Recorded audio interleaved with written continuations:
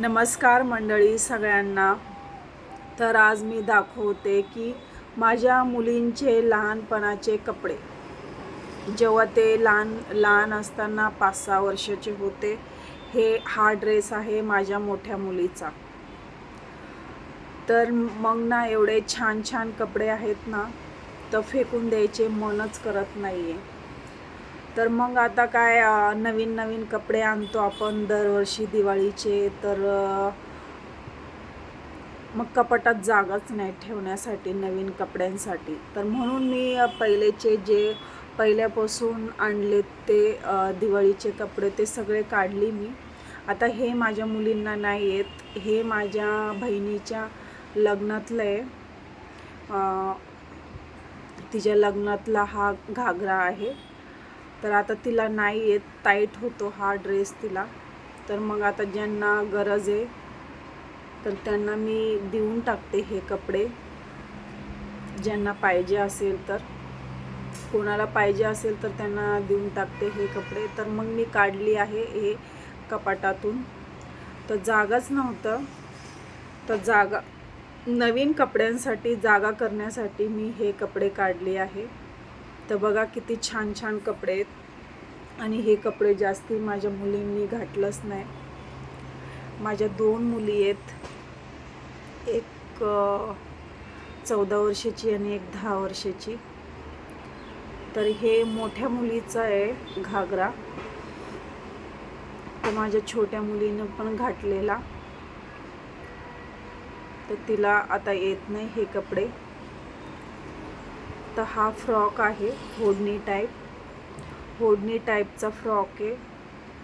हा छोट्या मुलीचा आहे, आता तिला येत नाही हा फ्रॉक।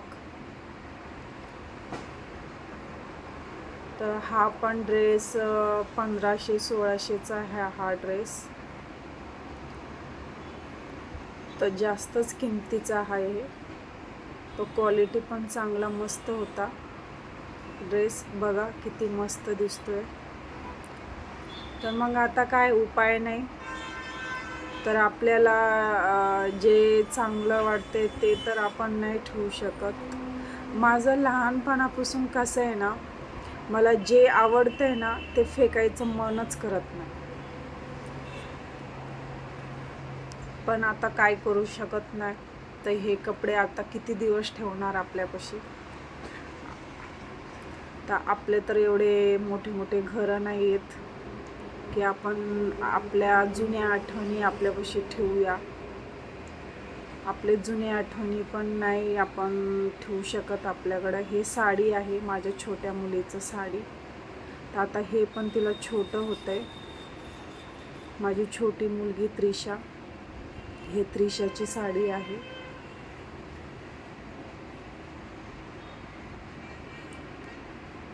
तर हे मिशोवरून मी मागवली होती हे कपडे घागरा। तर हा ब्लाऊज मी शिवली होती। मी पण छान छान कपडे शिवते। तर हे पण आता येत नाही। ती आता तेव्हा 2-3 वर्षाची होती तेव्हा मी मागवली होती। आता ती 10 वर्षाची झाली, आता येत नाही तिला हा घागरा। तिला मी हा घागरा एकदा पण घातलाच नाही। तर एवढे सारे कपडे होते। तर चला नेक्स्ट व्हिडिओमध्ये भेटूया। Okay, bye bye.